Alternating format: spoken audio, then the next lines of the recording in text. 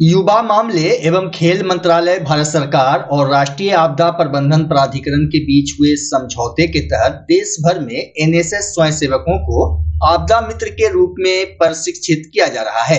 इसी क्रम में बिहार के 24 जिलों में 4700 एनएसएस स्वयंसेवकों को प्रशिक्षण दिया जाना है, जिनमें 300 स्वयंसेवक भागलपुर जिले से हैं। ये सभी राष्ट्रीय सेवा योजना तिलकामांझी भागलपुर विश्वविद्यालय के क्षेत्राधीन हैं। वहीं बिहार राज्य आपदा प्रबंधन प्राधिकरण और राष्ट्रीय सेवा योजना तिलकामांझी भागलपुर विश्वविद्यालय के संयुक्त तत्वाधान में शहर के एक होटल में आयोजित 7 दिवसीय आवासीय आपदा मित्र प्रशिक्षण के तीसरे दिन एसडीआरएफ इंस्पेक्टर कुमार नीलू के नेतृत्व में आपदा प्रबंधन के मूल सिद्धांतों पर प्रशिक्षण दिया गया। एसडीआरएफ टीम ने प्राथमिक उपचार, ब्लड कंट्रोल, दुर्घटना के समय प्राथमिक देखभाल, बीपी मशीन का प्रयोग, टूटी हड्डियों को सुरक्षित तरीके से स्ट्रेचर पर ले जाने, सीपीआर मेथड सहित कई महत्वपूर्ण जानकारियां व्यवहारिक रूप से दी। नोडल अधिकारी डॉक्टर राहुल कुमार ने बताया कि तीसरे दिन आग लगने के प्रकार, आग बुझाने के तरीके, धुएं से बचाव, ग्रामीण एवं शहरी क्षेत्रों में आग से मवेशियों और फसलों की सुरक्षा, फायर मॉक ड्रिल और घायलों को अस्पताल पूर्व चिकित्सा देने का प्रशिक्षण दिया गया। उन्होंने बताया कि प्रशिक्षण में अनुपस्थित पाए गए 7 स्वयंसेवकों का पंजीकरण रद्द कर दिया गया है। औपचारिक सत्र में मारवाड़ी कॉलेज के प्राचार्य प्रोफेसर संजय झा और पूरनमल बाजोरिया महाविद्यालय के प्राचार्य डॉक्टर राजेश वर्मा उपस्थित रहे। बता दें कि चौथे दिन स्वयंसेवकों को एसएम कॉलेज के परीक्षा भवन ग्राउंड में भूकंप से बचाव का प्रशिक्षण दिया जाएगा। राज्य आपदा प्रबंधन प्राधिकरण के तरफ से युवा आपदा मित्र का प्रशिक्षण चलाया जा रहा है, जो 12 तारीख से 18 तारीख तक चलाया जाएगा। इसमें भागलपुर तिलकामांझी यूनिवर्सिटी के एनएसएस के छात्र और छात्राएं 300 छात्राएं शामिल हैं। किस प्रकार की ट्रेनिंग? इसमें आपदा न्यूनीकरण, आपदा, भूकंप, सीपीआर, बाढ़, डूबने से बचाने के तरीके, PHT, pre hospital treatment, blood control, सभी चीज़ों का प्रशिक्षण दिया जा रहा है। एनडीए में, अर्थात जो हमारा राष्ट्रीय आपदा प्रबंधन प्राधिकरण है, और बीएसडीए में, Bihar state disaster management authority, जिसके अध्यक्ष माननीय मुख्यमंत्री होते हैं, उनके द्वारा पूरे राज्य के 24 जिलों में 4700 एनएसएस स्वयंसेवकों को आपदा मित्र बनाने की पहल की गई है। और उसी कड़ी में भागलपुर जिला के लिए 300 स्वयंसेवकों को 7 दिन का प्रशिक्षण आपदा मित्र का दिया जा रहा है। और अगली कड़ी में हम लोग बांका जिला के 150 स्वयंसेवकों को आपदा मित्र का प्रशिक्षण देंगे।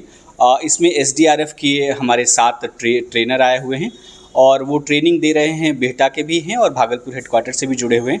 प्रत्येक दिन का अलग अलग सिलेबस है, जैसे कि आज CPR method, blood control, stretching, first aid, इनके बारे में जानकारी दी गई है। कल फ्लड कंट्रोल, डूबते हुए को कैसे बचाएं, कैसे रस्सी फेंकें, कैसे बांधें, इस तरह की जानकारियां दी जाइए।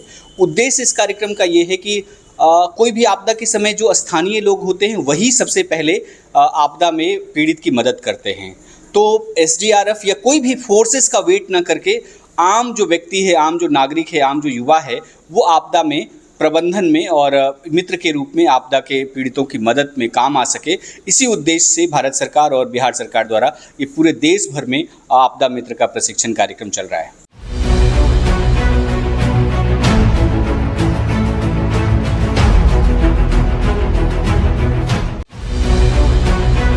भागलपुर में कला संस्कृति विभाग एवं जिला प्रशासन के संयुक्त तत्वाधान में ग्रामीण लोक संस्कृति पर आधारित 2 दिवसीय मकर संक्रांति महोत्सव का शुभारंभ अंग संस्कृति भवन में किया गया।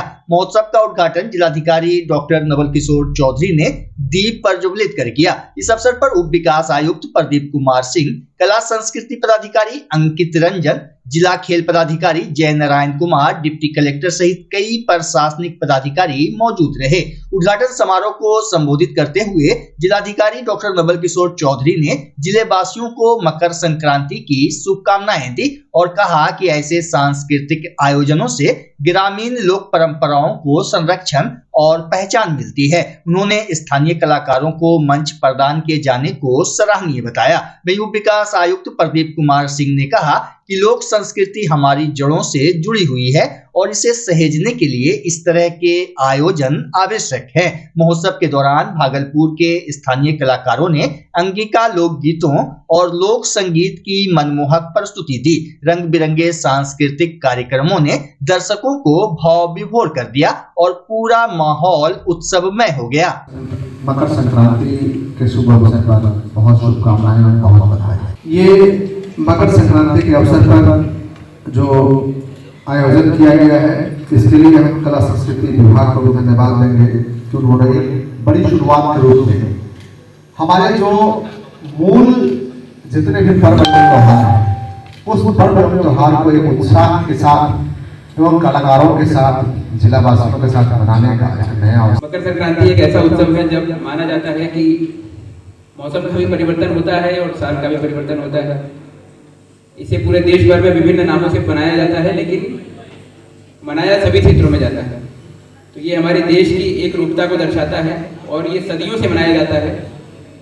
ये दिखाता है कि हमारे देश की क्षेत्रीय विशेषताएं अलग अलग हैं, अलग अलग क्षेत्रों में अलग अलग भाषाएं बोली जाती हैं, वस्त्र पहनने का तरीका अलग है, खाने का तरीका अलग है, त्योहार मनाने का तरीका अलग है, लेकिन इसके बावजूद हम लोगों में एक एकता है और ये अनेकता में एकता ही हमारे भारत की विशेषता है।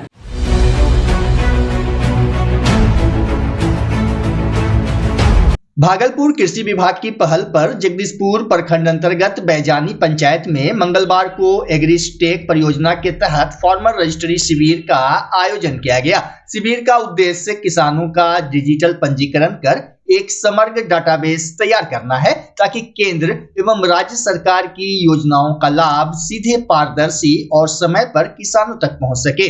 जगदीशपुर प्रखंड के एग्रीकल्चर कोऑर्डिनेटर इसके तिवारी ने बताया कि फार्मर रजिस्ट्री के माध्यम से किसानों को प्रधानमंत्री किसान सम्मान निधि, फसल बीमा योजना, बीज वितरण, कृषि यंत्र अनुदान सहित अन्य योजनाओं का लाभ लेने में सुविधा होगी। प्रत्येक किसान का डिजिटल रिकॉर्ड तैयार होने से योजनाओं के क्रियान्वयन में पारदर्शिता आएगी और बिचौलियों की भूमिका समाप्त होगी। जिला कृषि पदाधिकारी के निर्देशन में आयोजित इस शिविर में किसानों से आधार कार्ड, भूमि संबंधी दस्तावेज और आधार से लिंक मोबाइल नंबर लेकर आने की अपील की गई है। बड़ी संख्या में किसानों की भागीदारी से इस पहल को किसानों के हित में महत्वपूर्ण कदम माना जा रहा है।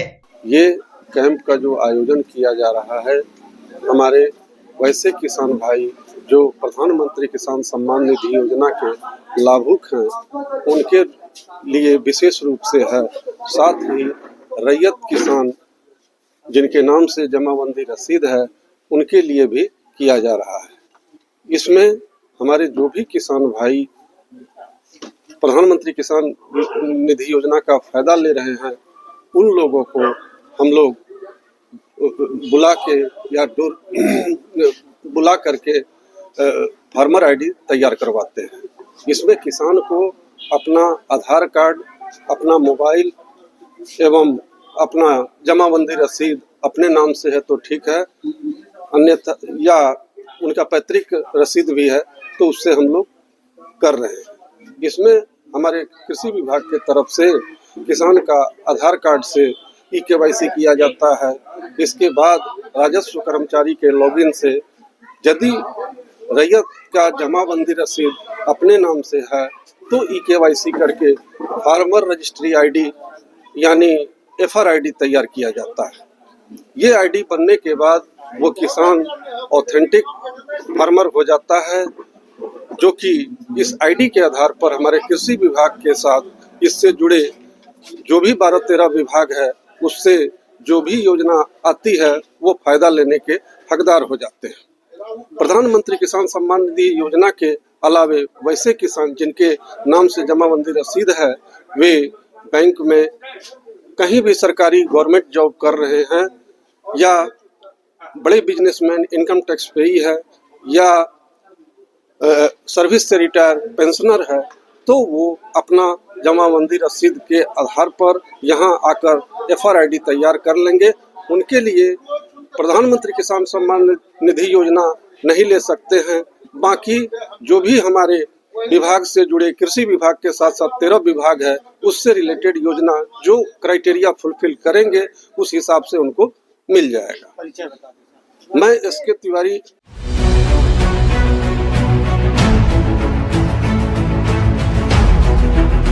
भागलपुर जिले के जगदीशपुर प्रखंड अंतर्गत बैजानी पंचायत में सरकारी योजना के तहत प्रस्तावित विवाह मंडप निर्माण को लेकर प्रखंड विकास पदाधिकारी अमित कुमार ने स्थल निरीक्षण किया। निरीक्षण के दौरान भूमि की उपलब्धता, समतलता, पहुंच मार्ग, जल निकासी और आसपास की बुनियादी सुविधाओं का जायजा लिया गया। वीडियो ने कहा कि निर्माण से पहले सभी तकनीकी पहलुओं का मूल्यांकन जरूरी है ताकि भविष्य में किसी प्रकार की परेशानी ना हो और सरकारी राशि का सही उपयोग हो सके। इस मौके पर मुखिया नवल किशोर सिंह, सरपंच सूरज कुमार मंडल, पंचायत सचिव राजीव झा सहित कई जनप्रतिनिधि और ग्रामीण मौजूद थे। ग्रामीणों ने विवाह मंडप निर्माण को सामाजिक रूप से उपयोगी बताया। बेसिकली सर्वेक्षण नहीं था, ये एक भ्रमण था और यहाँ पर हम लोगों का विवाह मंडप योजना के तहत एक विवाह भवन बनना है, तो उसके जमीन को हम लोगों ने चिन्हित किया हुआ है। उसी जमीन पे संभवतः हम लोग इस बार शिलान्यास माननीय मुख्यमंत्री महोदय के माध्यम से कराने का प्रयास करेंगे। तो उस जमीन को ही हम लोग आज देखने आए थे कि वो जमीन उपयुक्त है अथवा नहीं है। तो वो एक वो था। दूसरा हमारा KYC और FR का कैंप यहाँ पे लगा हुआ है, जैसे आप लोग सभी अवगत हैं।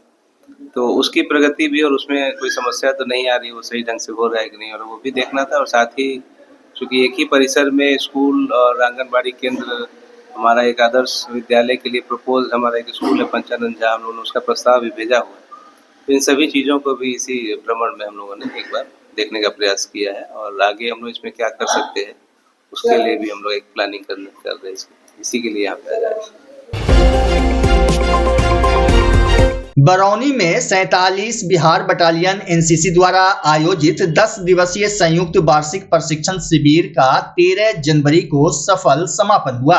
बता दें कि 4 से 13 जनवरी तक चले इस शिविर में विभिन्न स्कूलों और कॉलेजों के करीब 500 कैडेट्स ने भाग लिया। समापन समारोह में कमान अधिकारी कर्नल जितेंद्र सिंह राणा ने कैडेट्स के अनुशासन, समर्पण और मेहनत की सराहना करते हुए राष्ट्र सेवा के लिए प्रेरित किया। साथ ही उत्कृष्ट कैडेट्स को पुरस्कार देकर सम्मानित किया गया। बच्चा जब जन्म लेता है तो कई बार बच्चा तुरंत नहीं रोता है, रोने में देर हो जाता है। ऐसे में बच्चा क्षतिग्रस्त हो जाता है और उसके बचने की संभावना कम हो जाती है। और यदि बचा तो भविष्य में उसमें विकलांगता की समस्या आती है, जिसे CP कहते हैं, जिसका कोई माकूल इलाज नहीं है और ज़िंदगी भर बच्चा विकलांगता से जूझ सकता है। ऐसे में पूरे संसार में कूलिंग थेरेपी का सहारा लिया जाता है। जन्म से ठीक 6 घंटा के अंदर यदि उसको कूलिंग थेरेपी दिया जाए तो उससे उसका CP की समस्या कम होती है और बचने की भी संभावना बढ़ती है। पहली बार बिहार झारखंड में आपके शहर के स्नेह नवजात शिशु बाल सेवा केंद्र में यह मशीन उपलब्ध है। कभी भी ऐसी बात हो कि बच्चा रोने में विलम्ब हो गया तो आप स्नेह नवजात शिशु बाल सेवा केंद्र में जरूर संपर्क करें।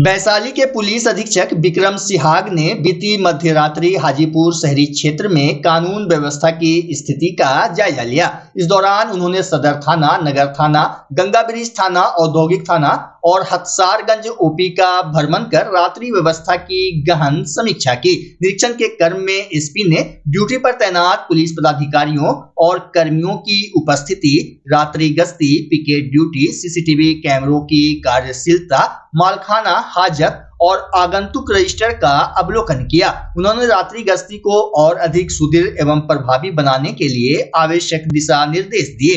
SP ने रात्रि चोरी और आपराधिक घटनाओं की रोकथाम पर विशेष जोर देते हुए संवेदनशील इलाकों में गश्ती बढ़ाने, संदिग्ध व्यक्तियों एवं वाहनों की सघन जांच के निर्देश दिए।